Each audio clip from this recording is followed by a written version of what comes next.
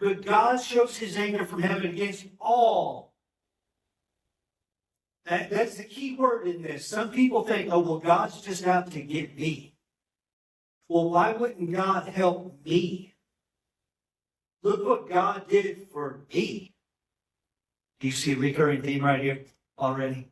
So God shows his judgment, his anger. And we need to understand, this is an important piece here for us to understand when it comes to sin, is that God despises sin so much, he can't stand it. God doesn't hate, but I'll tell you what, he hates sin. He abhors sin with a passion. You see, God's wrath, his judgment is revealed when anything involving rebellion against the way that he has set us up and desires for us to live. When we go against that. God's judgment is not impulsive and explosive anger. It's not you just flying off and, the little cartoon where the top of the guy's head comes off and fire comes out of the top. That's not the picture here.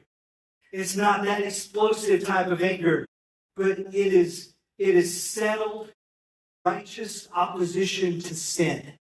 And we need to understand this completely today. That God abhors sin that much. He has settled it in his being, in his character, that sin is not going to be a part of who he is.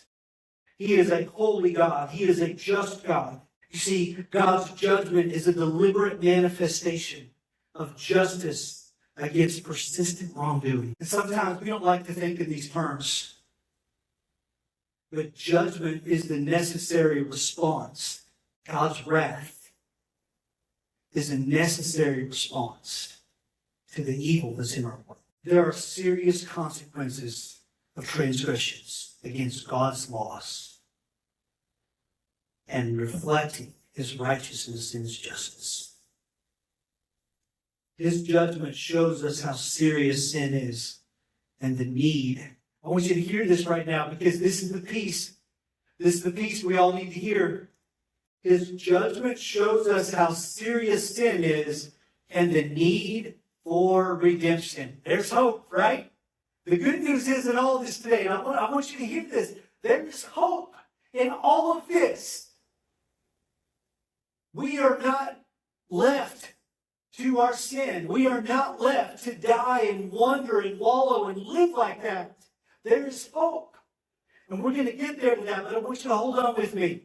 In Exodus 20, verse 5, it says, "You shall not bow down to them or worship them." And God's talking about idols. "For I, the Lord your God, am a jealous God, punishing the children for the sin of the fathers to the third and fourth generation of those who hate me." God is serious about sin.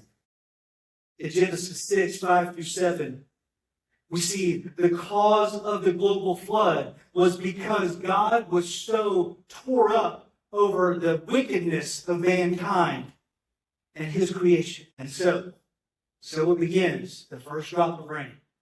And people begin to ask Noah, "Why are you building this massive boat? We never had rain before." Here we are.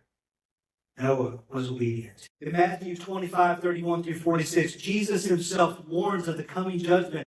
That's the second return. And today, I just want you to know that his coming today is sooner today than ever before. It's time to be ready.